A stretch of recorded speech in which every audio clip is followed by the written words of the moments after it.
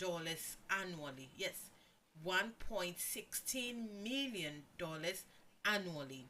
In terms of specific volume, Ghana imports roughly 1,910 metric tons of fresh or dried oranges per year. Although we produce a large amount locally, we still import a lot. The question is why? Imports come from regional neighbors to bridge seasonal gaps as well as from international suppliers for broader citrus varieties. Now, Ghana produces hundreds of thousands of tons of oranges annually, with major growing belts in the central, eastern, and Ashanti regions. We grow from three regions: central, eastern, and Ashanti regions. The other regions also grow, but primarily we get a lot from the central, eastern, and Ashanti regions. Commercial processors and traders sometimes bring in oranges from neighboring countries like Benin and Nigeria during off seasons to keep juice factories running. Why can't we just produce to keep our fruit juices factories running? Must we import from Benin, Nigeria, and other countries? That is the question I leave to you. We'll discuss that someday later. This is the Afternoon Business Review, where we tell you what moves money and market.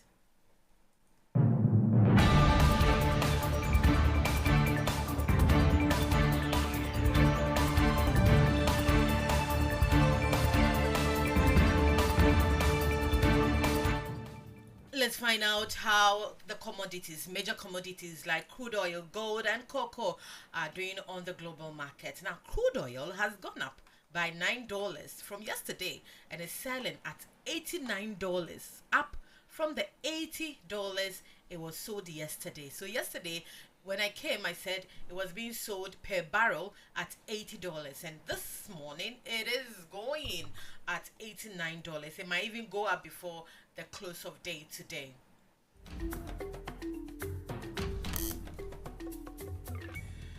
Gold is being pegged at $4,016 per ounce from the $4,022 it was sold yesterday. It has dropped by about $8. That's gold.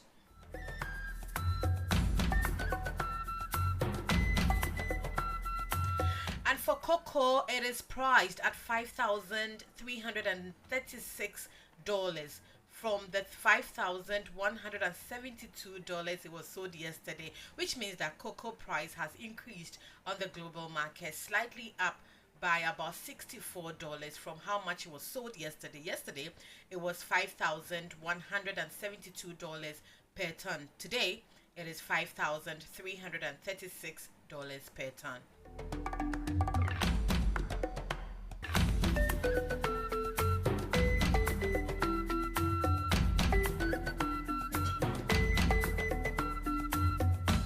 Good time to check how the major currencies have been retailed by the commercial banks, the CBGs, the Standard Chartered Bank, the ABSA, the UNB, you name it, the Cal Bank, the Fidelity Bank, and all the banks. Yeah, your bank is included. If you went to them, how much are you likely to buy the dollar, the British pound, or the euro for? The dollar is selling at 11 cedis 64 pesos, and if you want to buy, you are likely to buy a dollar at 11 cedis 63 pesos. The British pound is trading at 15 cedis 49 pesos. If you want to buy, you're likely to buy it at 15 cedis 48 pesos. And the euro is going for 13 cedis 25 pesos. And if you want to buy 1 euro, you're likely to buy it at 13 cedis 24 pesos. Be reminded that these are interbank rates. You're likely to get it higher or lower at the forex bureaus, but remember, it is illegal to go to the black market.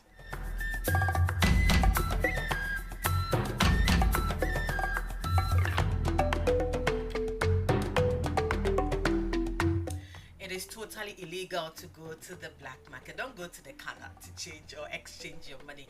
Go to the regulated forex bureaus or the bank. Let's go straight to the stock exchange to find out how your stocks are doing. Have you invested in MTN, Casapreco, or the other equities there? Let's look at how they are faring today. And Kathleen Darcy of DataBank has some updates for us. The stock market retreated after its recent bullish run, with price gains in 4 equities against 4 laggards. The top gainers were CPC, Ecobank Ghana, Port and Intravenous Infusions, while Cowbank, Casapreco, Republic Bank and SIC declined. Driven by the price moves, the Ghana Stock Exchange Composite Index declined to a year-to-date return of 75.38%, while the DataBank Stock Index declined to a year-to-date return of 90.86%. MTN Ghana and SIC traded the most, accounting for 66.6% of the market turnover after trading 2.27 million shares across 26 counters. For DataBank Research, Caitlin Darcy.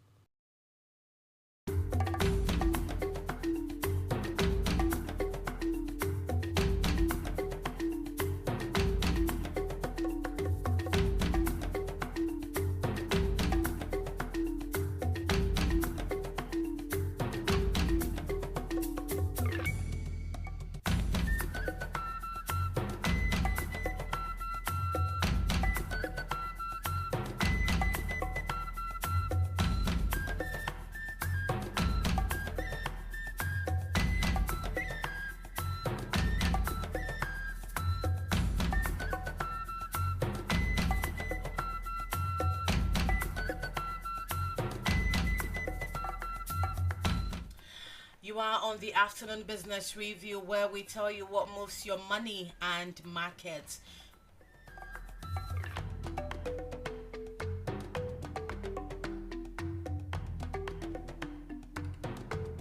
Very soon we'll be delving into a big conversation.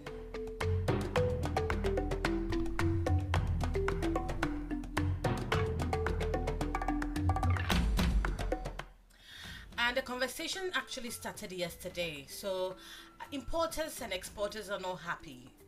The Ghana Union of Traders Association is also not happy about the shipping lines charging beyond the stipulated amount that should be charged for them bringing containers onto the shores of Ghana.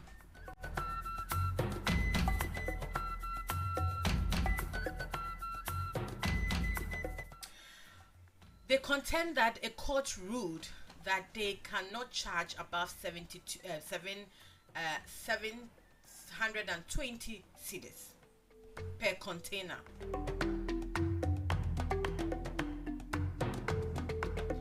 But the shipping lines have disregarded this, even though it's a court that ruled that the shippers authority should ensure or enforce that the shipping lines charge just about 720 cedis per container. Before that, before the court ruling, the shipping lines were charging between 3,000 and 3,500 per container. So the matter went to court, and the court ruled that no, they should charge $720. Because the importers actually pay the shipping lines everything that they need to pay before the goods get here. So the importers contend that, well, we have paid you already, and if the containers get to the shores of Ghana, we don't really have to pay. And even if we have to pay, it can't be 3,500 or 3,000, between 3,000 and 3,500. So yesterday we started a conversation with the Ghana Union of Traders Association. The president, Clement Boateng, was here in the studio with me, and he explained why they are calling on the government to ensure that the shipping lines do the right thing. Some few hours later, the Importers and Exporters Association also issued a statement on this same matter. So we are going to have the conversation with the president of the Importers and Exporters Association, Mr. Awingobet. He is actually on the line right now. Good afternoon, sir, and welcome to the Afternoon Business Review. Good afternoon, and good afternoon to your channel listeners. I have a copy of your statement that says You are demanding an immediate sanctions against non-compliant shipping lines over illegal container administrative charges. Did you have a meeting with Guta to come up with this? Because before you issued a statement, some few hours before, Guta had also issued a statement, and we had Guta in the studio yesterday, and then you have also come. How serious is it? Such that Well, both associations have to issue the that shows the statement. gravity of the blatant disrespect, disregard by some shipping lines who are operating in Ghana here, who think that Ghana laws is not their law. And Ghana laws is for other people living in Ghana, and then other people living in Ghana are exempted because they do not take instructions from here, which is quite worried, which is very grave concern to us. In fact, I issued my statement. Immediately I posted it, then Guta also issued their statement. So it wasn't just only imported and Guta alone. Other bodies to have issued, the freight forwarders have also issued the same thing. We are asking Ghana Shipping Authorities to go to court to get this thing enforced because this thing has been there long overdue. We used to be lamenting because we used not to have a law. But thank God, the 2024 Act 2022-11, Article 47, now gives the Shipping Authority the right, absolute right, to make sure that they get things enforced if they give directives to any shipping or commercial shipping company who is rendering services to importers and exporters and do not want to comply. The Ghana Shipping Authority has the right to get it enforced, and that's why we are asking them to go by their law strictly to enforce it. The matter has already been in court, and there was a ruling. Why isn't the Shippers Authority able to enforce this? What discussion have you had with the Well, Ghana Shippers Authority? On the 10th or on the 11th of July, the court, they even ran to court. The same shipping line that ran to court, they went to court to make it an injunction. And after listening to the application, the court threw away the injunction and asked them to go and ask the person to go and enforce their directive. Even told that 2 days ago or so, they even ran back to court, asking the stay of execution or whatever. We believe that we have a country to govern.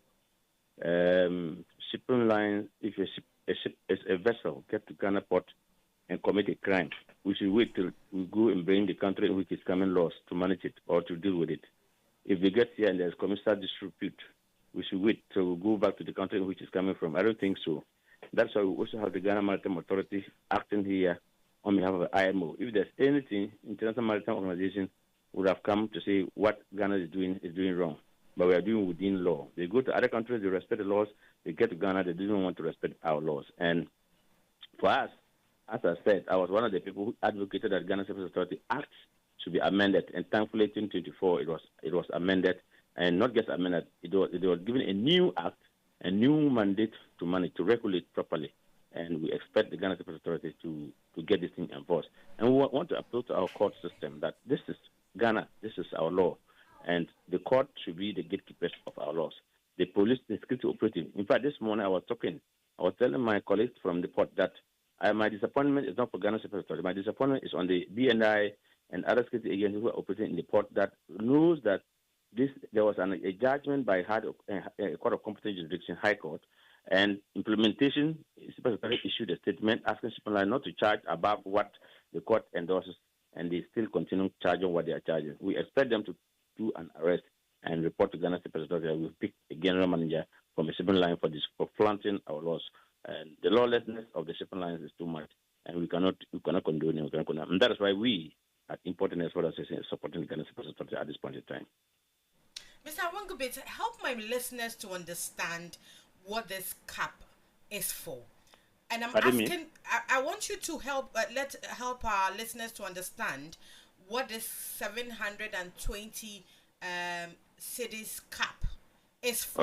Okay. What it means is that in the 30 years ago, when shipping lines used to bring goods to Ghana, at that time our port used not to have machinery or equipment that can use to discharge the goods from the ship.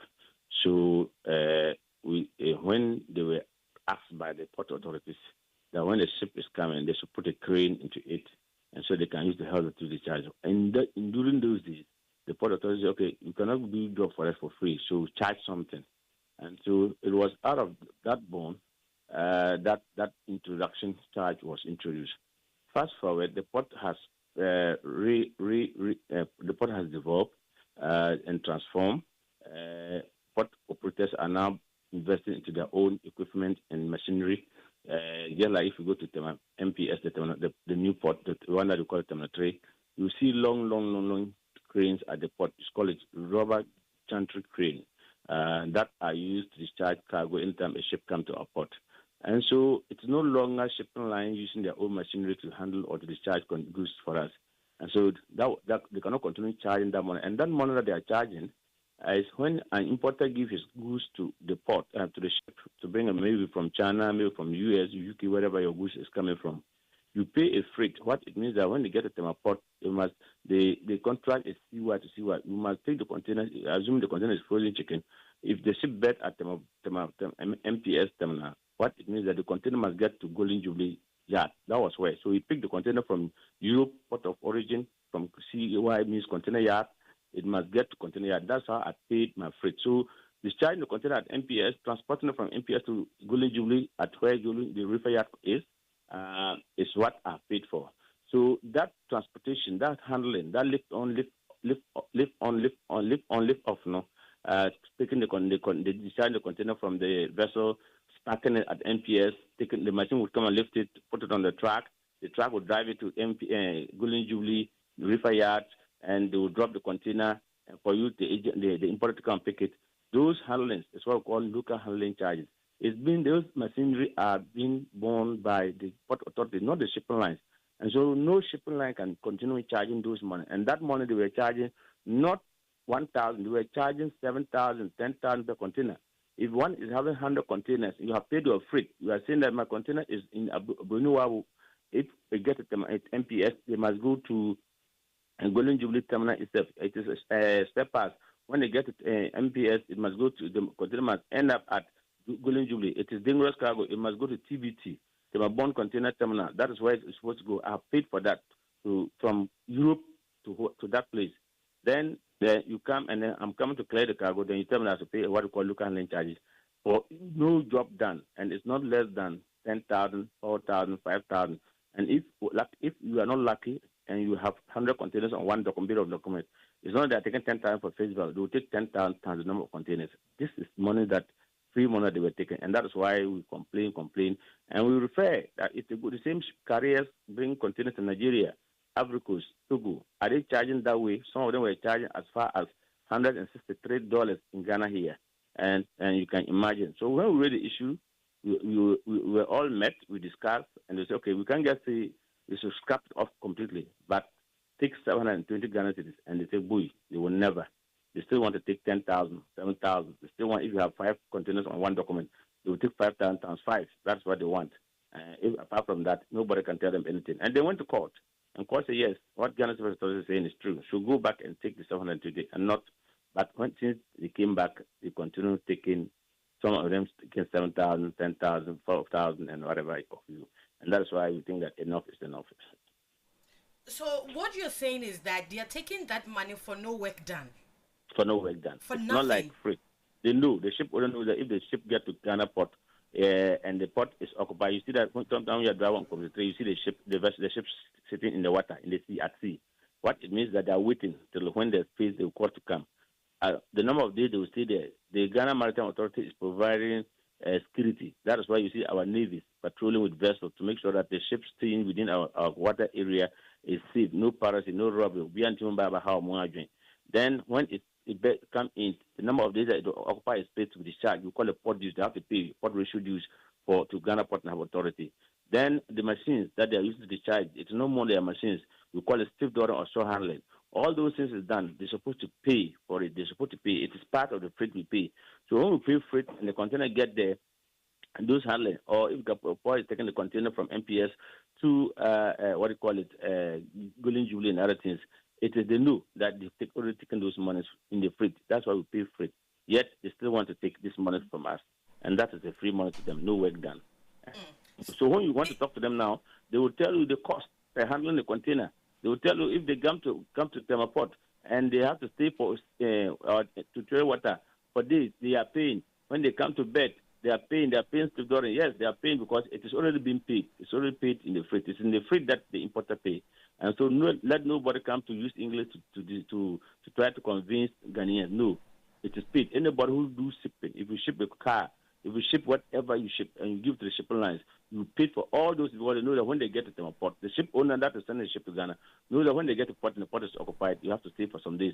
They will charge. So they know. They will always make projections. They know. They know that when they get to port, they will take bunkering. They will take fuel. They know. They know that stevedoring service of render. They know. They know show handler. They know. They know all this. The ship owner knows all this. If the ship is embarking to Ghana port, they know when they get to Ghana, the cost that in doing business in the port, they know.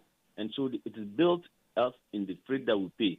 So you cannot take freight and come back and want to take package shares. You want to tie business people's hands behind them and take this money to pay for those costs. So anybody who tells them we are taking this money to pay this cost that we are incurring at the port here, it is tell them the person that it's a palpable lie.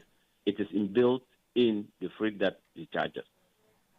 Mr. Wingobet, if that is the case, then why are you not advocating for it to be scrapped entirely rather than asking? Why are you not advocating, you and the other associations, not advocating for it to be scrapped? To take the action now. That's why we're telling to go to court to get the enforcement, my dear sister.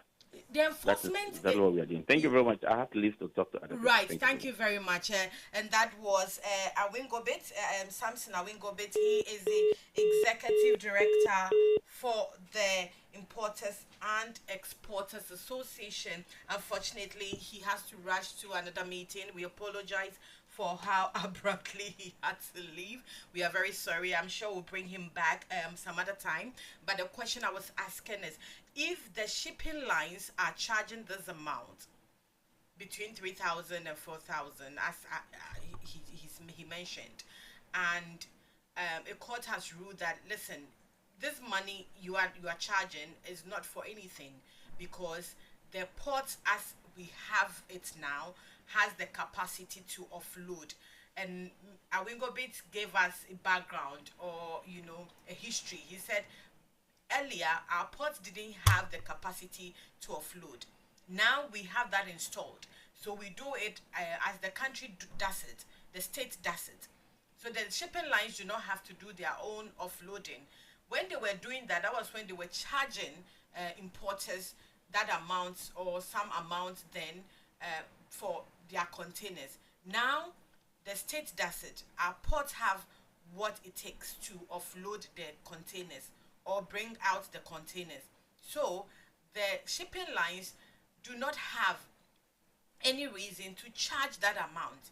Yet they insisted they were going to charge. I don't know why the Ghana Shippers Authority is not doing anything about. If they are doing, then perhaps they are not doing it in such a way that this whole thing should be scrapped. Because if a shipping line does not, importers cannot give them free money.